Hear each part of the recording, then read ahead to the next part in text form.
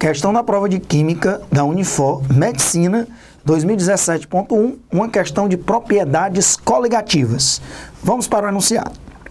O gráfico abaixo representa a pressão de vapor em milímetros de mercúrio em função da temperatura em graus Celsius de 3 amostras, contendo a mesma quantidade de um único solvente, e cada uma delas contendo diferentes quantidades de um mesmo soluto não volátil dissolvido.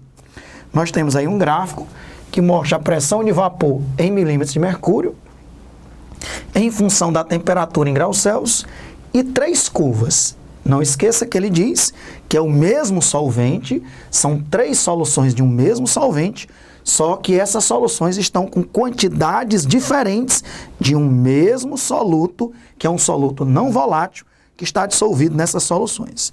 E aí, avaliando o gráfico, podemos afirmar que a uma dada temperatura T, a amostra, temos aí 5 afirmações para marcar o item correto. Primeiro, vamos analisar esse gráfico com muita calma e com muito detalhe. Um gráfico pressão de vapor em milímetros de mercúrio versus temperatura. Nós temos aqui 3 curvas e uma determinada temperatura que está assinalada. Então vamos lá. Nessa determinada temperatura, vamos ver qual dessas curvas tem a maior pressão de vapor e qual delas tem a menor pressão de vapor.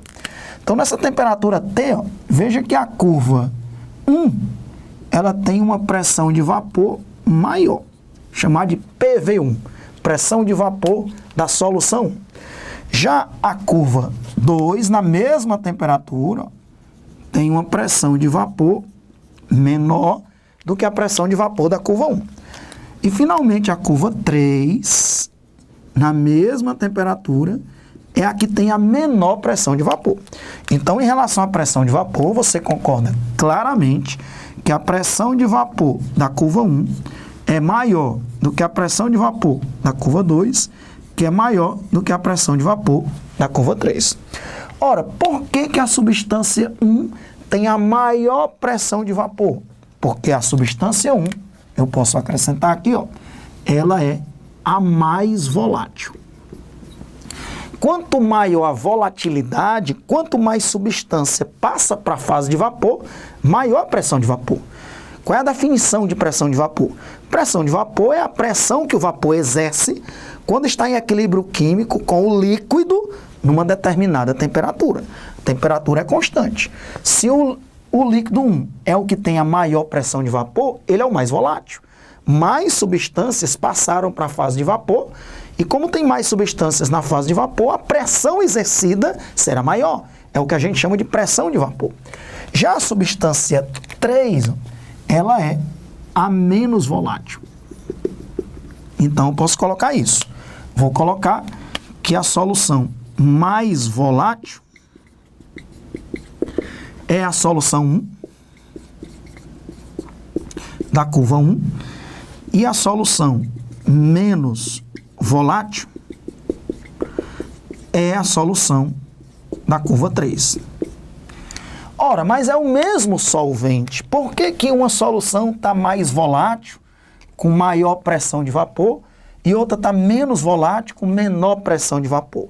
Isso é uma questão de propriedades coligativas de tonoscopia ou tonometria. O que é tonoscopia ou tonometria? É a diminuição da pressão de vapor do solvente pelo acréscimo de um soluto não volátil a esse solvente. Então, se você tem água pura, se você colocar sal ou açúcar ou qualquer outro soluto não volátil, vai diminuir a pressão de vapor. Quanto mais soluto você colocar, menor será a pressão de vapor. Por quê? Porque o solvente interage com aquele soluto através de interações intermoleculares. Se for o açúcar, vai formar muitas pontes de hidrogênio com a água, a sacarose, e aí essas interações, essas pontes de hidrogênio com o soluto, dificulta a evaporação da água. Quanto menos água evapora, menor será a pressão de vapor. Por isso que quando você coloca um soluto não volátil, diminui a pressão de vapor da solução. Quanto mais soluto você colocar, menor será a pressão de vapor. A gente costuma representar essa concentração do soluto em molalidade. Molalidade com L. A definição de molalidade é o número de mol do soluto em relação à massa do solvente em quilos. Isso é o que a gente chama de molalidade. Molalidade com L. Não confundir com molaridade, né? Molaridade é o número de mol do soluto dividido pelo volume da solução em litros. Isso é o que a gente chama de molaridade, ok?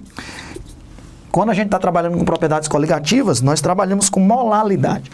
Porque molaridade trabalha com volume. Volume varia com a temperatura. E a massa do solvente não varia com a temperatura, nem o número de mol do soluto. A molaridade é uma unidade de concentração que não varia com a temperatura.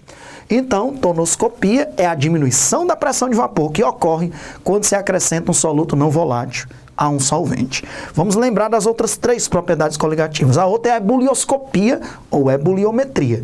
É o aumento do ponto de ebulição do solvente quando você acrescenta um soluto não volátil a esse solvente.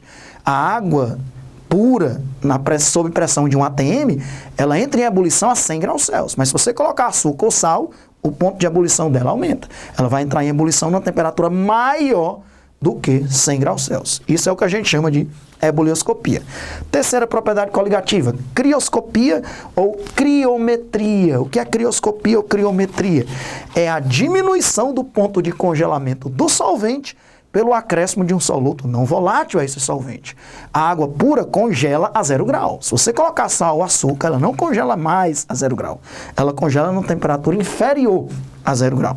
Isso é o que a gente chama de crioscopia, que é a diminuição do ponto de congelamento.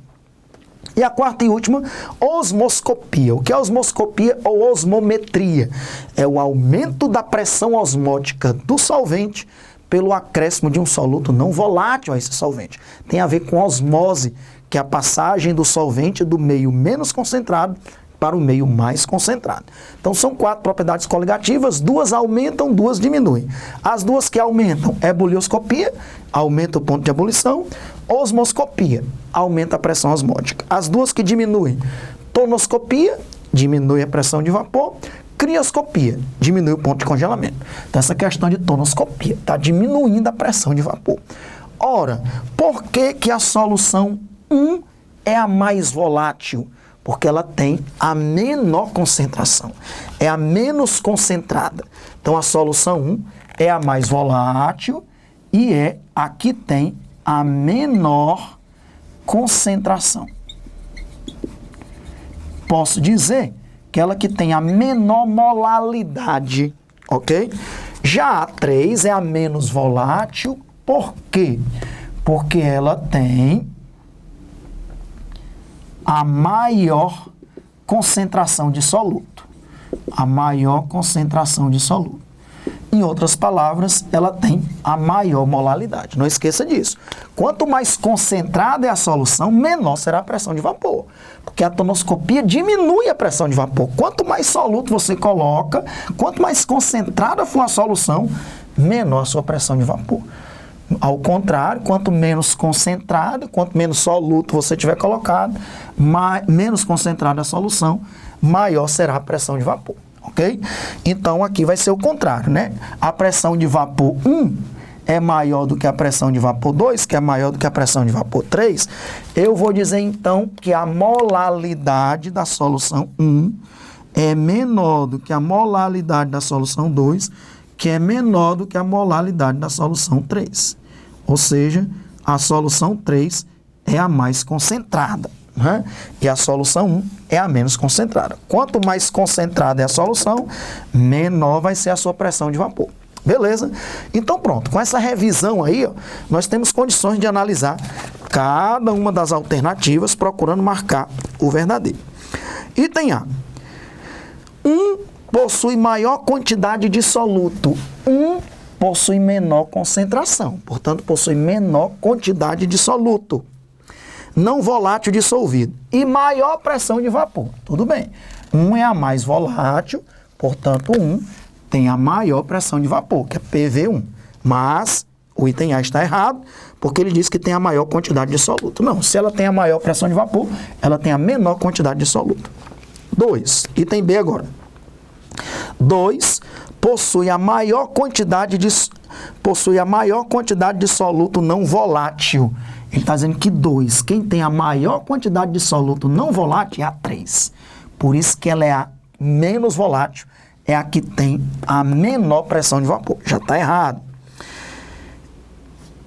Ele diz que 2 possui maior quantidade de soluto não volátil dissolvido que a amostra 3. Falso. A quantidade de soluto na amostra 3 é maior do que na 2. Itens A e B, falsos. Item C. 3 possui menor quantidade de soluto não volátil dissolvido. Já está errado, não é menor, é maior. Porque, logicamente, quem tem a maior molalidade tem a maior quantidade de soluto dissolvido. Não é? Beleza, então 3 possui a menor quantidade de soluto não volátil e a menor pressão de vapor. 3 realmente tem ele diz que tem a maior pressão de vapor. Errado de novo, porque 3 tem a menor pressão de vapor. Então o item C tem 2 erros, né? Dizer que tem a menor quantidade de soluto é a maior, e dizer que tem a maior pressão de vapor, na verdade, é a menor pressão de vapor. Item D. 1 possui menor quantidade de soluto não volátil, ok, é a menos concentrada, a que tem a menor molalidade, então é a que tem a menor quantidade de soluto dissolvido, e a maior volatilidade, corretíssimo. Então, o item D está correto, lendo mais uma vez aí para você confirmar que o item D está correto. 1 possui a menor quantidade de soluto não volátil, porque tem a menor molalidade, então tem a menor quantidade de soluto dissolvido, e a maior volatilidade, correto. Por que ela é a mais volátil? Porque tem a maior pressão de vapor. A mais volátil é a solução. Qual é o erro do item E? 3 possui a maior quantidade de soluto não volátil dissolvido. Até aí está certo. 3 possui a maior molalidade, então possui a maior quantidade de soluto não volátil dissolvido. E a maior volatilidade? Falso. A menor volatilidade. Questão maravilhosa, questão clássica, de gráfico, pressão de vapor versus temperatura. E aí, a gente conseguiu perceber que numa temperatura constante, a maior pressão de vapor é da curva 1 e a menor pressão de vapor é da curva 3. Beleza. Só mais uma dica para a gente finalizar. Eu posso manter ou a temperatura constante para analisar as pressões, aí é uma questão de tonoscopia, ou então fazer o contrário. Eu posso escolher uma pressão constante, por exemplo, a pressão de um ATM, e aí eu transformo aquela questão numa questão de ebulioscopia. Olha por quê, agora cuidado. Ebulioscopia, quanto mais soluto você coloca, maior o ponto de ebulição. Aí se você passar aqui um traço de pressão constante, ó, aí aqui você vai ter a temperatura de ebulição da curva 1, a temperatura de ebulição da curva 2 e a temperatura de ebulição da curva 3. Show o que eu estou fazendo aqui, porque com isso eu já estou te preparando também para esse mesmo gráfico, só que perguntas em relação à ebulioscopia. Então, observe, qual é a que tem a menor temperatura de ebulição? É exatamente a 1, que é a que tem a menor molalidade, é a menos concentrada. Qual é a que tem a maior temperatura de ebulição? É a 3, porque lembre-se que a ebulioscopia é o aumento do ponto de ebulição. Qual é a mais concentrada? A 3. Quanto mais soluto você coloca, maior será o ponto de ebulição. Por isso que a curva 3 é a mais concentrada, por isso que ela tem a maior temperatura de ebulição numa mesma pressão. A curva 1, como ela é a menos concentrada, ela é a que tem a menor temperatura de ebulição, ok? Então esse gráfico tanto serve para resolver questões de tonoscopia, aí você mantém uma temperatura constante, como questão de ebulioscopia, aí você mantém uma pressão constante. Geralmente a pressão que eles mantêm constante é a pressão de um ATM, que é a pressão atmosférica. Ok, questão maravilhosa de propriedades coligativas resolvida, item D de dado.